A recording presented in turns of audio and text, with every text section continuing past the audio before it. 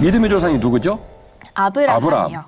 아브라함에게 말씀하시기를 내가 너의 후손으로 모든 민족의 뿌리가 되게 할 것이다. 네. 네가 받는 모든 땅을 너에게 줄 것이다. 이 모든 약속을 주시는데 이 모든 약속이 물리적으로 출발한 시점은 야곱입니다. 맞아요. 이스라엘로 이름을 바꿨잖아요. 그렇죠. 그래서 아브라함으로부터 이삭으로, 이삭으로부터 야곱에 이르러 야곱의 후손 12명으로 말미암아 물리적으로 12지파의 이스라엘의 12지파가 되는 거죠. 네. 자, 표를 한번 보여줄 텐데 맨 오른쪽에 12지파가 나오죠. 그렇죠. 한번 읽어보실래요? 르우벤, 예. 시므온, 레위, 유다, 단, 납달리, 갓, 아셀, 이사갈, 스불론, 요셉, 베냐민. 예, 이렇게 12명이에요. 네, 맞아요. 그리고 여기에 들어가 있는 자녀들의 엄마는 4명이에요.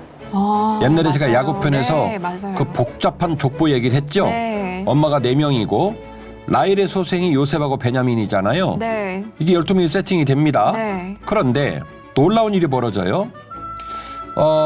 야곱이 요셉에게 요셉의 자식들을 데려라고 해서 축복을 해주는데 이 축복이 12지파의 역할로 치환이 됩니다. 한번 읽어주실래요? 네. 르우벤, 시므온, 레위, 유다, 단, 납달리, 갓, 아셀, 이사갈, 스불론, 에브라임, 예. 므낫세, 베냐민. 자, 이렇게 되면 몇 명이 되냐면 13명이 13 됩니다. 지파, 네, 왜냐하면 그렇죠. 요셉이 빠지고 두 아들이 들어가니까 13개가 네. 되죠. 정말 신기하네요. 신기하죠. 저 한 번도 궁금했던 적이 없는데 생각해보니까 신기하죠. 에브라임과 므낫세만 다르네요. 다들 신기하죠. 아들들의 이름인데 네. 시청자들이 신기해 주기를 간절히 바래요. 요셉 지파는 그렇게 안 부르잖아요. 저희가. 그렇죠. 자, 정말 신기하다. 그래가지고 그 이야기가 다시 13개 지파가 12지파로 세팅이 되는 놀라운 일이 벌어지는데 다시 한번 읽어주실래요?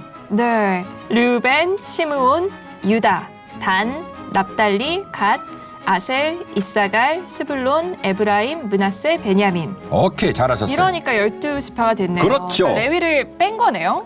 그렇죠. 왜 그랬냐면 광야를 여행하고 가나안 땅 입성이 이루어졌을 때 레위지파에게 땅을 안 줍니다. 맞아요. 분깃이 이렇게 따로 있다고 하셨잖아요. 예, 48개 성읍으로 쫙 보내면서 레위지파 사람들에게는 사실은 살 수 있는 지역을 할당시키고 그들로 하여금 하나님 말씀으로 백성들을 통치하게 하고 백성들이 레위지파를 돌보게끔 맞아요. 하는 이런 시스템으로 가거든요. 그래서 레위지파가 빠지죠. 그러면 요셉의 두 아들이 밀고 들어가고 요셉 빠지고 레위지파 빠지고 그렇게 해서 또다시 원래 말했던 12명으로 탁 12지파가 세팅이 돼. 돼요. 신기하죠. 신기해요. 네. 이는 요셉의 자손이 므낫세와 에브라임의 두 지파가 되었습니다. 이 땅에서 레위 사람에게 아무 분깃도 주지 아니하고 다만 거주할 성읍들과 가축과 재산을 위한 목초지만 주었으니. 아멘. 결국 여호수아 14장 4절 말씀은 여호수아가 이렇게 고백을 하는 거예요. 12지파를 구성해서 가나안 땅을 분배하게 되는데 이 분배하는 과정에 뜬금없는 사람처럼 보이지만 사실은 하나님의 섭리 가운데 요셉의 두 아들이 12지파로 들어왔다. 그리고 레위지파는 빠졌다. 그 이유는 레위지파가 하나님을 위한 지파로 성별됐기 때문에 그들에게는 거주할 성읍만 주었고 가축과 재산을 위한 목초지만 주었고 땅은 주지 않았다. 이렇게 해서 12지파가 딱 세팅이 되는 거예요. 네. 자, 여기서 우리가 또 더 특이하게 생각해 볼 것이 있습니다. 야곱의 12아들이 요셉의 두 아들이 들어온 것도 이상하긴 한데 이 12아들이 들어와서 12지파에서 이 위치를 갖는 위상이 또 달라요. 요셉의 두 아들의 순서는 므낫세, 에브라임입니다. 네. 므낫세, 에브라임. 그런데 이들이 12지파로 들어가는 과정에서 이게 뒤집어져요. 에브라임, 므낫세. 므낫세. 아주 묘한 일이 벌어집니다. 그러니까 장자가 뒤로 밀려났네요. 네. 12지파에 요셉의 두 아들이 들어간 것도 이상한 일이고 들어가는데 그럼 므낫세 에브라임 들어가야 되는데 에브라임 므낫세로 뒤집어지는 것도 되게 그러니까요. 특이해요. 야곱 같아요. 그렇죠. 이스라엘이 요셉의 아들들을 보고 이르되 이들은 누구냐? 요셉이 그의 아버지에게 아뢰되 이는 하나님이 여기서 내게 주신 아들들이니이다. 아버지가 이르되 그들을 데리고 내 앞으로 나아오라. 내가 그들에게 축복하리라. 이스라엘의 눈이 나이로 말미암아 어두워서 보지 못하더라. 요셉이 두 아들을 이끌어 아버지 앞으로 나아가니 이스라엘이 그들에게 입맞추고 그들을 안고 요셉에게 이르되 내가 네 얼굴을 보리라고는 생각하지 못하였더니 하나님이 내게 내 자손까지도 보게 하셨도다. 요셉이 아버지의 무릎 사이에서 두 아들을 물러나게 하고 땅에 엎드려 절하고 오른손으로는 에브라임을 이스라엘의 왼손을 향하게 하고 왼손으로는 므낫세를 이스라엘의 오른손을 향하게 하여 이끌어 그에게 가까이 나아가매 이스라엘이 오른손을 펴서 차남 에브라임의 머리에 얹고 왼손을 펴서 므낫세의 머리에 얹으니 므낫세는 장자라도 팔을 엇바꾸어 얹었더라. 그가 요셉을 위하여 축복하여 이르되 내 조부 아브라함과 아버지 이삭이 섬기던 하나님, 나의 출생으로부터 지금까지 나를 기르신 하나님, 나를 모든 환난에서 건지신 여호와의 사자께서 이 아이들에게 복을 주시오며 이들로 내 이름과 내 조상 아브라함과 이삭의 이름으로 칭하게 하시오며 이들이 세상에서 번식되게 하시기를 원하나이다. 요셉이 그 아버지가 오른손을 에브라임의 머리에 얹은 것을 보고 기뻐하지 아니하여 아버지의 손을 들어 에브라임의 머리에서 므낫세의 머리로 옮기고자 하여 그의 아버지에게 이르되 아버지여 그리 마옵소서 이는 장자이니 오른손을 그의 머리에 얹으소서 하였으나 그의 아버지가 허락하지 아니하며 이르되 나도 안다 내 아들아 나도 안다 그도 한 족속이 되며 그도 크게 되려니와 그의 아우가 그보다 큰 자가 되고 그의 자손이 여러 민족을 이루리라 하고 그날에 그들에게 축복하여 이르되 이스라엘이 너로 말미암아 축복하기를 하나님이 내게 에브라임 같고 므낫세 같게 하시리라 하며 에브라임을 므낫세보다 앞세웠더라. 아멘. 아멘. 와. 우리 주인 씨가 좀 놀라운 얘기를 읽어줬는데요. 창세기 48장을 좀 길지만 읽게끔 했던 이유는 그만한 이유가 있습니다. 되게 내용이 중요하기 때문인데요. 네. 이런 내용이에요. 야곱 입장에서는 자기의 아들 12명만큼 요셉의 후손이 중요한 거예요. 그래서 결국 그 야곱의 12아들의 지위가 요셉을 타고 요셉의 아들들에게까지 내려가는 상황이 벌어지는 거거든요. 자, 축복을 하겠답니다. 그러니까 요셉은요, 얼마나 이것을 중요하게 생각했는지 오늘 손 모양을 자세히 기술하고 있는데 자신의 오른손을 아버지 야곱의 왼손, 자신의 왼손을 아버지의 오른손, 그리고 그곳에 므낫세와 에브라임을 딱 짝을 맞게 밀어넣은 거예요. 그러니까요. 네. 그리고 더 웃긴 건 앞서 주인 씨가 읽어준 본문을 보면 야곱이 나이 많아 눈이 안 보였다. 요셉이 그걸 걱정한 거예요. 아버지가 시력이 안 좋으니까 까딱 잘못하면 아버지가 실수할 수 있다. 그래서 요셉의 오른손을 아버지의 왼손, 요셉의 왼손을 아버지의 오른손, 므낫세, 에브라임 딱 세팅해서 이렇게 자식들을 밀어둔 거예요. 그러니까요. 실수하지 않도록 그렇죠. 잘 연출해서 보냈는데. 네, 정확하게 해서 쫙 해서 밀어넣는데 막판에 아버지가 바꿨어요. 손을 엇갈렸어. 네. 이때부터 요셉이 속이 부글부글 끓는 거예요. 아버지가 왜 이러시지? 그리고는 아버지는 그들에게 축복을 합니다. 그래서 요셉이 그걸 보고 속상해가지고 아버지 그렇게 하면 안 돼요. 므낫세가 이쪽에 있고 에브라임이 이쪽에 있잖아요. 그랬더니 이 야곱이 놀라운 얘기를 해요. 방금 읽으신 주인 씨 말에 따르면 야곱이 눈이 안 보였다라고 얘기하거든요. 근데 뭐라고 하면 아들아 나도 안다. 나도 안다. 그래서 야곱이 실수를 한 게 아니라 내가 에브라임에게 소위 옛날에 제가 그 빼코로트카 장자권 야곱 얘기를 할 때 그 에서에게서 가져왔던 빼코로트카 장자권에 대한 그 놀라운 그 축복의 근원에 가는 얘기를 말을 했듯이 야곱이 말하기를 그 장자의 권리를 누구에게 주냐면 에브라임에게 주는 거예요.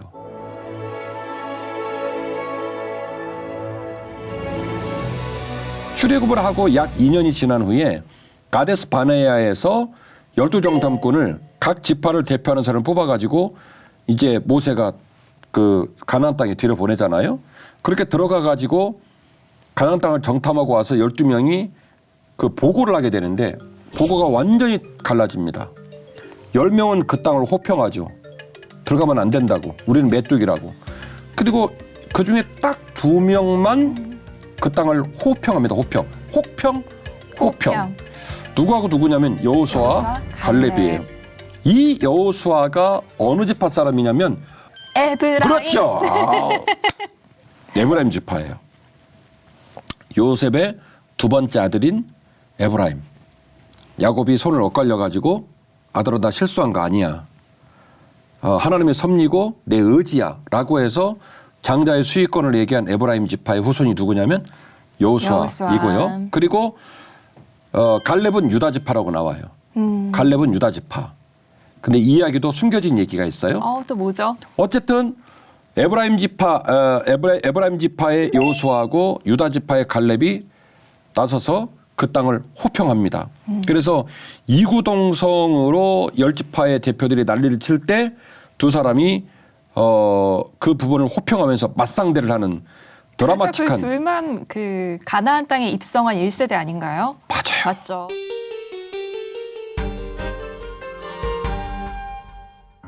온 회중이 소리를 높여 부르짖으며 백성이 밤새도록 통곡하였더라. 이스라엘 자손이 다 모세와 아론을 원망하며 온 회중이 그들에게 이르되 우리가 애굽 땅에서 죽었거나 이 광야에서 죽었으면 좋았을 것을 어찌하여 여호와가 우리를 그 땅으로 인도하여 칼에 쓰러지게 하려 하는가. 우리 처자가 사로잡히리니 애굽으로 돌아가는 것이 낫지 아니하랴. 이에 서로 말하되 우리가 한 지휘관을 세우고 애굽으로 돌아가자 하매 모세와 아론이 이스라엘 자손의 온 회중 앞에서 엎드린지라. 그 땅을 정탐한 자 중 눈의 아들 여호수아와 여분네의 아들 갈렙이 자기들의 옷을 찢고 이스라엘 자손의 온 회중에게 말하여 이르되 우리가 두루 다니며 정탐한 땅은 심히 아름다운 땅이라. 여호와께서 우리를 기뻐하시면 우리를 그 땅으로 인도하여 들이시고 그 땅을 우리에게 주시리라. 이는 과연 젖과 꿀이 흐르는 땅이니라. 아멘. 자, 주인님 읽으셨는데 어디서 많이 들어본 느낌이죠? 옛날에 우리 두 개의 강 편에서 얘기할 때 홍해를 만나가지고 뭐 애굽에 우리를 장사 지낼 땅이 없어서 우리를 여기다가 장사 지내고 맞아요. 왔냐 막 난리를 쳤잖아요. 그와 똑같은 일이 2년이 지난 후 가데스반에서 일어난 거예요. 백성들이 이제 거의 봉기를 생긴 상황이 벌어지자 모세와 아론이 땅에 엎드립니다. 죽을까 봐. 그때 옷을 찢고 나서는 사람이 두 사람인데 여호수아와 갈렙입니다. 아말렉인과 가나안인이 골짜기에 거주하나니 너희는 내일 돌이켜 홍해 길을 따라 광야로 들어갈지니라. 여호와께서 모세와 아론에게 말씀하여 이르시되 나를 원망하는 이 악한 회중에게 내가 어느 때까지 참으랴. 이스라엘 자손이 나를 향하여 원망하는 바 그 원망하는 말을 내가 들었노라. 그들에게 이르기를 여호와의 말씀에 내 삶을 두고 맹세하노라. 너희 말이 내 귀에 들린 대로 내가 너희에게 행하리니 너희 시체가 이 광야에 엎드러질 것이라. 너희 중에서 20세 이상으로서 계수된 자 곧 나를 원망한 자 전부가 여분네의 아들 갈렙과 눈의 아들 여호수아 외에는 내가 맹세하여 너희에게 살게 하리라 한 땅에 결단코 들어가지 못하리라. 아멘. 전 방금 읽으면서 놀랐던 게 내 말한 대로 행하리라라고 하셨잖아요. 네. 그러니까 정말 우리가 말하는 대로 하나님이 그렇게 하신다는 게 놀라운 것 같아요. 네. 우리가 생각하고 있는 하나님 그대로 우리에게 은혜를 내려주신다는 거잖아요. 중요한 거 지적했어요. 민수기 신명기를 보면 하나님께서 그 땅에서 일어난 사건을 가슴 아파하면서 얘기하는 흐름이 있어요. 그 땅은 너희들이 싫어서 버린 땅이라는 거예요. 왜냐? 하나님이 주겠다고 약속했거든. 그럼 약속을 믿고 신뢰하면 들어가는 거고. 근데 정탐꾼 들여보내가지고 카시오 전자계산기 두드리고 그리고 내비게이션, GPS 다 동원해서 그들의 학문과 논리와 합리성으로 다 조사해 보니까 안 된다. 그거를 뭐라고 표현하냐면 너희들이 싫어서 버린 땅. 와. 너희들이 싫어서 버렸다니까 너희들은 그 땅 주인 될 수 없어. 그러니까 하나님께서 이미 주신 땅인데 너희가 버린 거라고 버린 표현을 거지. 하신 거죠. 네.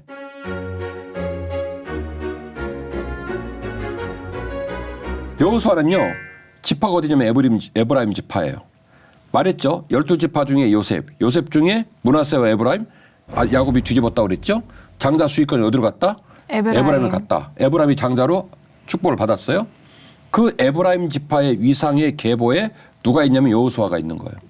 자, 여호수아의 리더십이 얼마나 독보적이었는지 여호수아는 여호수아라는 책이 따로 있어요. 맞아요. 그리고 수많은 전쟁의 수훈장이 되어지고 가나안 땅을 입성할 때 가나안 땅을 입성하는 차기 리더십을 모세에게로부터 유인받은 사람이에요. 맞아요. 네. 어마어마하죠. 네. 자, 여호수아의 뜻이 뭐냐면 여호와의 구원하심이에요. 네.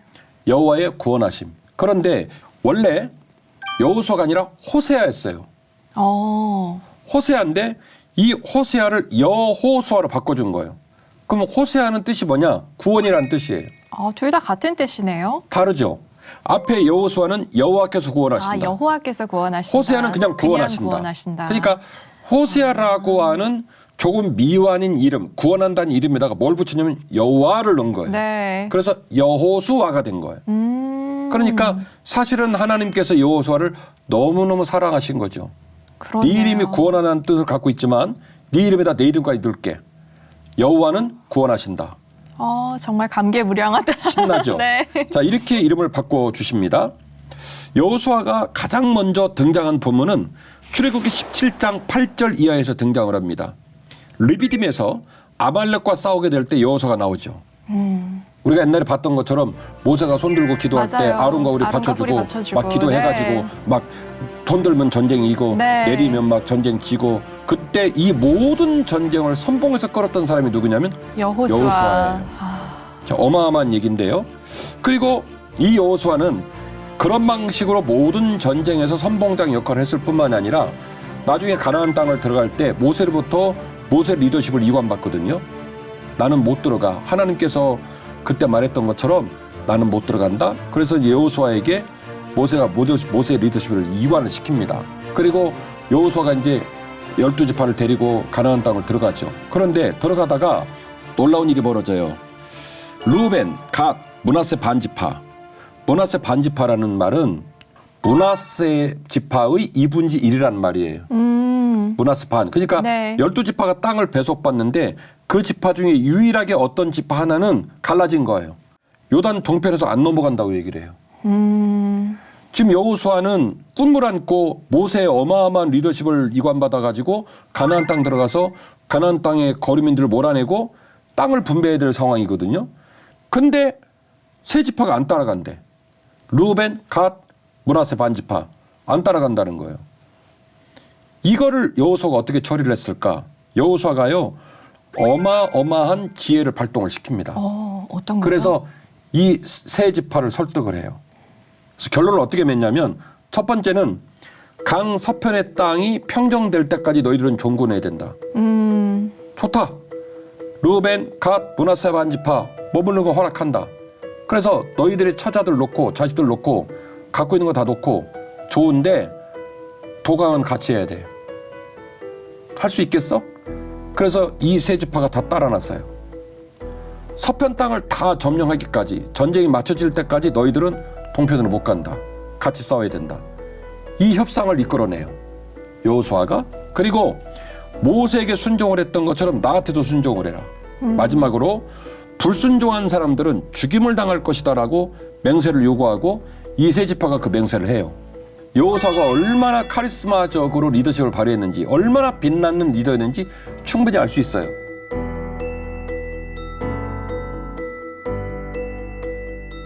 그러면 이제 무슨 강이 또 나오겠죠? 요단강. 그렇죠. 요단강 나오게 될 텐데요. 같이 보겠습니다. 역시 이것도 요단강 건너는 그 그림인데요. 멋있죠? 네. 지금은 위에 올라가 있는 사람이 누굴까요? 앞에 나온 건 모세였고 아론인가요? 여호수아. 여호수아. 여호수아구나. 여호수아고 네. 그다음에 이 그림의 특징이 있어요. 앞에 봤던 그림하고는 다른데 네, 여기 앞에서는 제사장들이 여호와의 궤를 이렇게 싣고 운반하고 있네요. 그렇죠. 그러니까 네. 첫 번째 건넜던 홍해하고는 스타일이 좀 달라요. 앞에서 제사장들이 법궤를 메고 운반을 그렇게 하게 됩니다. 그리고 뒤에 사람들이 찬양하는 모습으로 보여요. 그렇죠. 자, 이 이야기를 좀 이해하기 위해서 성경을 한번 읽어봤으면 좋겠습니다. 백성이 요단을 건너려고 자기들의 장막을 떠날 때에 제사장들은 언약궤를 메고 백성 앞에서 나아가니라. 요단이 곡식 거두는 시기에는 항상 언덕에 넘치더라. 궤를 맨 자들이 요단에 이르며 궤를 맨 제사장들의 발이 물가에 잠기자 곧 위에서부터 흘러내리던 물이 그쳐서 사르단에 가까운 매우 멀리 있는 아담 성읍 변두리에 일어나 한 곳에 쌓이고 아라바의 바다 염해로 향하여 흘러가는 물은 온전히 끊어지매 백성이 여리고 앞으로 바로 건널세 여호와의 언약궤를 맨 제사장들은 요단 가운데 마른 땅에 굳게 섰고 그 모든 백성이 요단을 건너기를 마칠 때까지 모든 이스라엘은 그 마른 땅으로 건너갔더라. 아멘. 아멘. 참 그 같은 도화 사건인데 많이 내용이 달라요. 이들이 요단강을 건널 때는 추수철인데 추수철이 되면 지금 우리가 쓰는 표현으로 말하면 범람이 시작될 때라는 거예요. 물이 가득 올라올 때라는 거예요. 지금 성지순례 가면 요단강 보면 다들 놀랬죠. 그 성경적인 걸로 보면 막 엄청 깊고 넓은 강인처럼 보이는데 가보면 또랑처럼 이제 생겼단 말이죠. 그런데 어쨌든 그 고대 시기의 요단강은 사람이 쉽게 건널 수 없을 정도로 깊고 넓었던 것 같고, 특별히 그 이유는 범람을 하고 있기 때문이다, 이 얘기인데, 이걸 기록한 이유는 뭐냐면 쉽게 들어갈 수 있다 없다? 없다는 거예요. 그런 하나님 명령하는 거예요. 제사장들에게 법궤를 메고 어떡하라? 건너라. 그러니까 홍해하고는 사인이 달라요. 홍해는 갈라놓고 봤지? 네. 야, 마른 땅이다. 걱정하지 마. 건너가. 이렇게 얘기하셨고, 요단강은 지금은 얘기가 드라마처럼 보이는 거예요. 막 범람을 해가지고 들어가면 죽게 생겼단 말이죠. 네. 근데 하나님 말씀하시는 거예요. 야, 벗겨 메고 들어가. 와. 그렇게 말을 하시는 하나님이나, 네. 그러라고 시키는 여호수아나, 네. 그런다고 또 벗개를 메고 가는 제사장들이나. 그러니까 막 여기가 무슨 매장지가 없어가지고 우리를 이렇게 만들었냐고 했던 40년 전에 홍해 앞에 선 백성들하고는 사뭇 느낌이, 분위기가 많이 다르네요. 네, 느낌이 달라요. 그러니까 40년 동안 무슨 일이 있었던 거예요. 모세에게 40년의 기간이 중요했던 것처럼 네. 광야 40년 기간 동안에 드디어 이스라엘 백성들이 뭔가 많이 달라진 거예요. 하나님이 시킨 대로 해서 들어가서 그들의 발목에 이르기까지 물이 올라오기 시작할 때 드디어 물이 갈라지면서 이제 도하를 하는 놀라운 일이 벌어지게 됩니다. 결국 이스라엘 백성들이 요단강을 도하한 사건은 홍해를 도하한 사건과는 메시지가 다르다는 거예요. 그야말로 우리가 아브라함을 옛날에 묵상했던 것처럼 순종과 신뢰.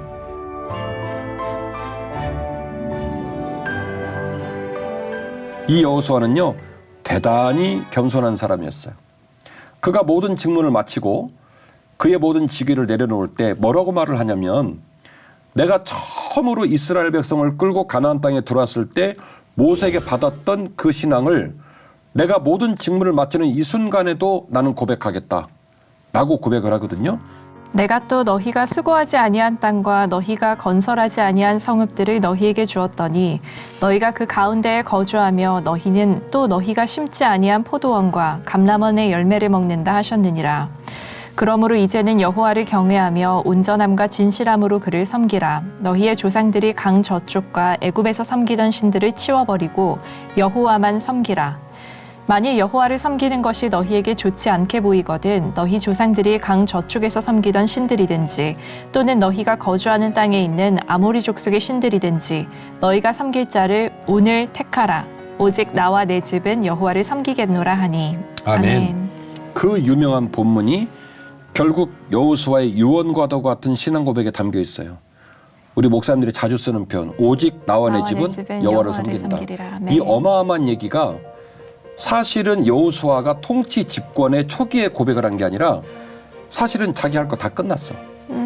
그래서 어떻게 보면 자기가 여전히 뭐 하나님을 사랑하고 헌신하겠다 이런 말을 안 해도 될 것 같은 그 상황에 그는 끝까지 겸손하게 몸을 낮추고 하나님께 영광을 돌립니다. 오직 나와 내 집은 여호와를 섬긴다. 내가 리더십을 그만두고라도 너희들은 반드시 하나님 백성으로 남아야 된다. 이 얘기를 하는 거죠. 참 이름값하네요. 이름값하죠.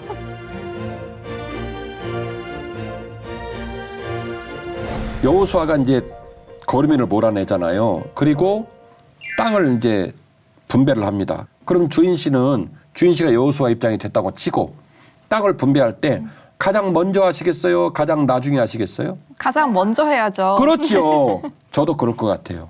내가 그렇게 고생을 했고 내가 그렇게 헌신을 했고 내게 주어진 권리인데 그러면 그중에 제일 좋은 땅 내가 제일 먼저 우리 지파에게 분깃을 주고 배당을 하고 그 나머지 배당을 그쵸. 하겠죠. 우리 배당이 가장 많아 그랬겠죠. 맞습니다. 목사님께서 말씀하신 것을 보니까 맨 나중에 했나 봐요. 맞아요.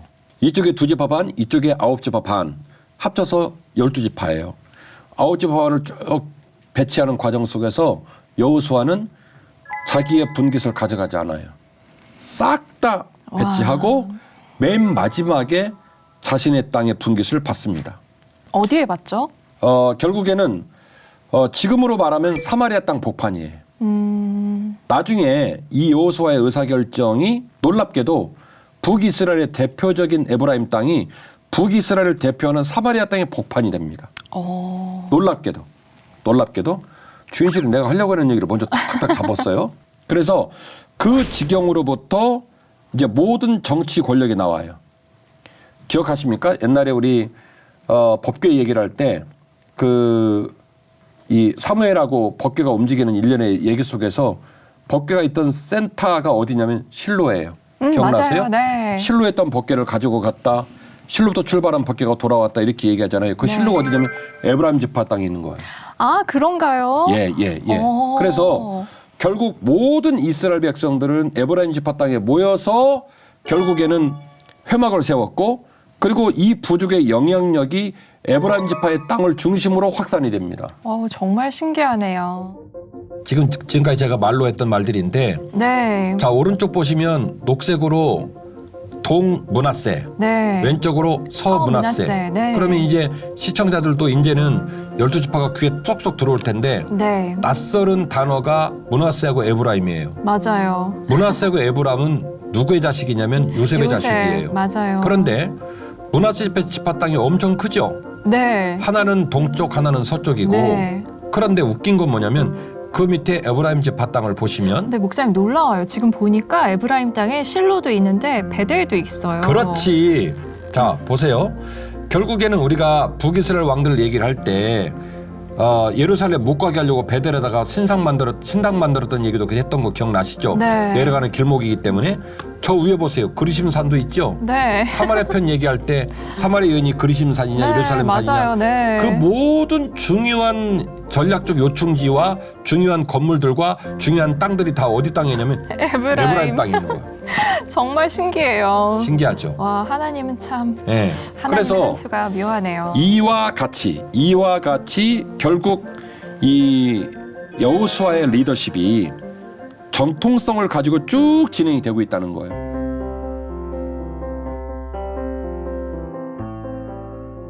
곧 겐 족속과 그니스 족속과 간몬 족속과 엘리바스의 아들들은 대만과 오말과 스보와 가담과 그나스요. 예. 창세기 15장 19절 그리고 창세기 36장 11절 여기에 아주 뜻밖의 이름인 그니스 족속, 그나스 족속이라는 말이 나옵니다. 이게 이제 잡족의 족속들 명단 중에 한 명단이에요. 그니스 족속이라는 말을. 여호수아 14장 6절 말씀을 보면 이 갈렙이 그니스 족속의 후손이라는 말이 나와요. 아, 그래요? 네. 그럼 유다 지파가 아닌 게 아닌가요? 그래서 제가 이 갈렙이 특별한 유다 지파다라고 얘기를 하는 거죠. 왜냐하면 뭐라고 나오냐면 유다 지파의 그니스 자손 갈렙 이렇게 나오니까 그러니까 유다 지파이면서 출신 성분을 말할 때 그의 뿌리가 어디로 연결된다? 그니스로 연결된다. 이렇게 그렇구나. 얘기를 하고 있는 거죠. 자 그러면 무슨 일이 벌어진 거냐면 네. 가데스 반에 도착한 시간이 출애굽한 이후 2년입니다. 네. 그러면 나올 때는 혈연 공동체였어요.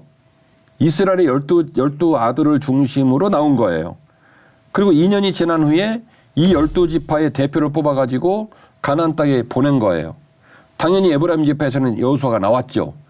들어갔어요. 그런데 유다 지파를 대표하여 누가 나오냐면 갈렙이 나온 거예요. 그런데 갈렙은 출신이 그니스 사람이라는 거예요. 정말 특이하네요, 목사님. 생각도 못 해봤어요. 놀라운 얘기예요, 지금. 그러니까 그 말은 무슨 얘기냐? 불과 2년 만에 이스라엘 민족은 혈연 공동체에서 네. 예배 공동체로 혈연 공동체에서 신앙 공동체로 체질이 바뀌었다는 거예요. 어머나. 엄청난 변화네요. 소위 편입현상이 일어났다는 거예요. 수많은 잡족들이 그들의 지파 사이로 스며들어가서 그들의 지파에 융화되는. 그래서 갈렙은 그니스 사람들로서 유다 지파에 융합된 걸로 보여지는 거죠. 그래서 유다 지파, 그니스 사람, 갈렙 이렇게 나오는 거예요. 그래서 2년 만에 불과 2년 만에 출신이 잡족의 후손 출신이라는 그 출신을 극복하고 유다 지파의 대표가 돼서 가나안 땅을 들어가는. 정말 놀랍네요. 결국에는 수많은 잡족들은 더 이상 그들이 하나님을 신뢰하지 않고는 가나안 땅을 여행할 길이 없는 거예요. 광야를. 그도 그럴 일이 날마다 이스라엘 백성과 함께 만나를 먹죠. 날마다 불기둥 보죠. 구름기둥 보죠. 성막에 세워져서 그곳에서 예배하죠. 그러니까 사실은 이들이 빠르게 이스라엘 민족들, 히브리 민족들에게 예편되어지고 편입된 걸로 보아야 한다는 거죠. 갈렙이 이처럼 특수한 뿌리를 가진 사람이에요. 네. 그러나 내 종 갈렙은 그 마음이 그들과 달라서 나를 온전히 따랐은즉 그가 갔던 땅으로 내가 그를 인도하여 드리리니 그의 자손이 그 땅을 차지하리라. 아멘. 아멘. 하나님께서 그 약속의 땅을 갈렙으로 하여금 차지하겠다라고 하는 것을 단독 보도로 또 얘기를 해요. 와. 그 땅이 약속의 땅이라는 보도도 갈렙이 단독으로 보도했고 그 약속을 주시는 것도 여호수아가 없습니다. 하나님께서 갈렙에게 주겠다고 약속을 하세요. 더 놀라운 건요. 나중에 가나안 땅을 배정받을 때 45년 전에 가데스 바네에서 하나님이 나한테 준 얘기 당신 기억나지 않냐. 와. 장난 아닙니다. 그 땅 내게 주라. 갈렙은 45년 동안 그 약속을 가슴에 간직하고 네. 있었던 거예요. 정당한 요구죠. 네. 갈렙의 신앙이 얼마나 아름답고 강력했는지를 반증하는 거예요. 전문가 12명이 들어갔어요. 지파를 대표하는 지혜로운 사람들이에요. 그중에 10사람이 말했어요. 우리 못 들어간다. 아낙 자손이다. 네피림 후손이다. 걔네들 성 장난 아니다. 팥잖냐 포도 막대를 껴서 들고 다닐 정도로 비옥한 땅이라 우리는 그들 앞에 메뚜기다. 그랬는데 갈렙이 그 땅은 약속의 땅이라고 선포했어요. 결국 못 들어갔어요. 하나님이 말합니다. 그가 보고 온 땅을 그에게 줄 것이다. 어떻게 보면 꿈꿀 수 없는 땅 같은데 갈렙은 그 꿈을 45년 동안 여기 간직한 거예요. 45년 동안. 이 소위 말하는 정치적인 지형도 지파의 구성의 지형도의 흐름을 따라서 자연스럽게 여호수아가 급부상을 할 때 그 급부상하는 여호수아의 정치적 리더십 때문에 갈렙은 뒤쪽으로 밀리는 형국으로 가는 상황인데 그렇군요. 그 상황을 갈렙이 내면으로 받아들여 나가는. 와. 그래서 저는 천국 가면 갈렙도 꼭 만나고 싶어요. 참 대단한데요. 정말 겸손한 분이네요. 예. 그때 유다 자손이 길갈에 있는 여호수아에게 나아오고 그니스 사람 여분네의 아들 갈렙이 여호수아에게 말하되 여호와께서 가데스 바네아에서 나와 당신에게 대하여 하나님의 사람 모세에게 이르신 일을 당신이 아시는 바라. 내 나이 40세에 여호와의 종 모세가 가데스 바네아에서 나를 보내어 이 땅을 정탐하게 하였으므로 내가 성실한 마음으로 그에게 보고하였고 나와 함께 올라갔던 내 형제들은 백성의 간담을 높게 하였으나 나는 내 하나님 여호와께 충성하였으므로 그날에 모세가 맹세하여 이르되 네가 내 하나님 여호와께 충성하였은즉 내 발로 밟는 땅은 영원히 너와 네 자손의 기업이 되리라 하였나이다. 이제 보소서 여호와께서 이 말씀을 모세에게 이르신 때로부터 이스라엘이 광야에서 방황한 이 45년 동안을 여호와께서 말씀하신 대로 나를 생존하게 하셨나이다. 오늘 내가 85세로 돼 모세가 나를 보내던 날과 같이 오늘도 내가 여전히 강건하니 내 힘이 그때나 지금이나 같아서 싸움에나 출입에 감당할 수 있으니 그날에 여호와께서 말씀하신 이 산지를 지금 내게 주소서. 당신도 그날에 들으셨거니와 그곳에는 아낙 사람이 있고 그 성읍들은 크고 견고할지라도 여호와께서 나와 함께 하시면 내가 여호와께서 말씀하신 대로 그들을 쫓아내리이다 하니 여호수아가 여분네의 아들 갈렙을 위하여 축복하고 헤브론을 그에게 주어 기업을 삼게 하매 헤브론이 그니스 사람 여분네의 아들 갈렙의 기업이 되어 오늘까지 이르렀으니 이는 그가 이스라엘의 하나님 여호와를 온전히 쫓았습니다. 헤브론의 옛 이름은 기럇 아르바라. 아르바는 아낙 사람 가운데에서 가장 큰 사람이었더라. 그리고 그 땅에 전쟁이 그쳤더라. 아멘. 아멘. 지금 주인 씨가 읽어주신 여호수아 14장은 갈렙의 신분을 계속 의도적으로 고발하고 있습니다. 그러니까요. 여분네의 아들. 그니스 사람이었다. 네. 그니스 사람 여분네 아들이다. 그 그니스 사람이라는 혐의를 받는 갈렙이 결국 여호수아 14장에서 여호수아를 찾아온 걸 보면 어떤 마음으로는 좀 애잔한 마음까지 느껴지는 거예요. 이 땅은 네 땅이야. 하나님이 너에게 줬잖니? 라고 말만 해주라고. 그럼 몰아내는 건 누가 하겠다? 내가 하겠다. 내가 하겠다. 근데 내 나이가 지금 몇 세다? 85세. 85세다. 그러니까 어떻게 보면 와. 여호수아라는 인물의 급상승, 그분의 흐름이 점점 흥하여지고 그의 영향력이 커지는 걸 비교해 본다면 갈렙은 어떻게 보면 점점 축소되어지고 네. 비중이 좀 적어지는 모습으로 네. 가는 거예요. 아마도 그것은 결국 12지파의 구성 중에 갈렙의 출신 신분이 주는 영향이 있지 않을까 이런 생각을 해보게 되는데요.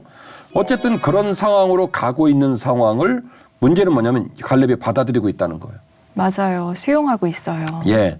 그래서 저는 여호수아도 너무너무 소중한 리더로 지난주에 소개를 하듯이 그가 마지막까지 직무를 내려놓을 때도 오직 나와 내 집은 여호와를 섬기겠다고 고백했던 어마어마한 고백들, 그리고 심지어 땅을 분배할 때도 자신의 분깃은 마지막까지 받질 않고 다 나눠주고 마지막에 자기 분깃을 가져갔던 부분들을 말을 했지만, 여호수아는 여호수아대로 빛나는 리더십을 갖고 있지만 갈렙도 그에 못지않는 리더십을 갖고 있었다.